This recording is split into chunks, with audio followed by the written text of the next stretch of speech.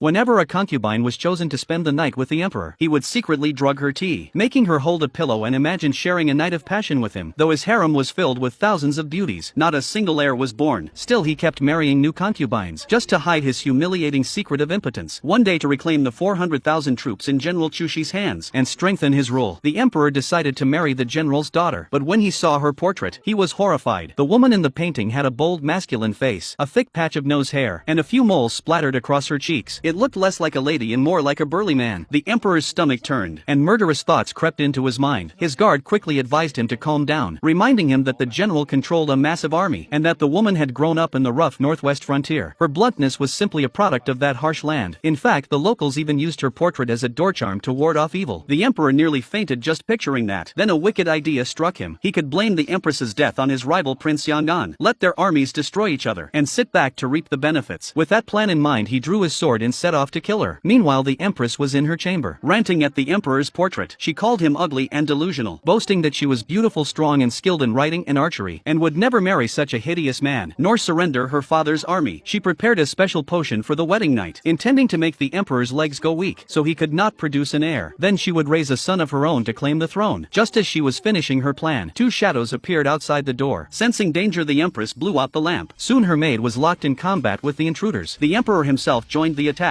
but to his shock, the empress fought like a seasoned warrior. A single strike pinned his sword arm, her spear embedded into the wooden pillar beside his head. Had she not held back, he would have been dead. Standing tall, she demanded to know who he was. The emperor lied, saying he served Prince Yangon and had been sent to assassinate her. But when he lunged again, she easily overpowered him, forcing him to flee into the night. The maid wanted to chase after the attackers, but the empress stopped her, noting that real assassins never announce their master's name. But clumsy setup reeked of conspiracy. With no choice left, the emperor had to marry this formidable woman. On her wedding day, the empress wore her red gown, plotting how to keep her father's army under her control. The emperor, meanwhile, could barely stand the thought of sharing a bed with someone so manly. He resolved to use others to eliminate her. When the two finally met, he tried to act affectionate, but she squeezed his hand so hard he almost cried. A eunuch came running to say that a favored concubine had fallen ill. The emperor immediately abandoned his bride to go visit her. It was all part of his plan. He wanted jealousy to drive the two women into conflict, so he could later take advantage of the chaos. Yet things didn't go as he expected. The empress felt relieved rather than jealous when she heard he would not spend the night with her. She calmly went to bed early, infuriating the emperor so much that he prepared another dose of his potion, intending to teach her a lesson. But before he could act, a eunuch reported that the emperor had decided to visit the empress's chambers after all. The empress sarcastically said she wasn't running a junk shop and had no use for unwanted goods. When she moved to light a candle, the eunuch warned her the emperor disliked bright rooms. The empress smirked in silence, while the emperor on the other side of the door muttered in relief that she had not lit the lamp, saying that if he saw her face he wouldn't be able to sleep for days.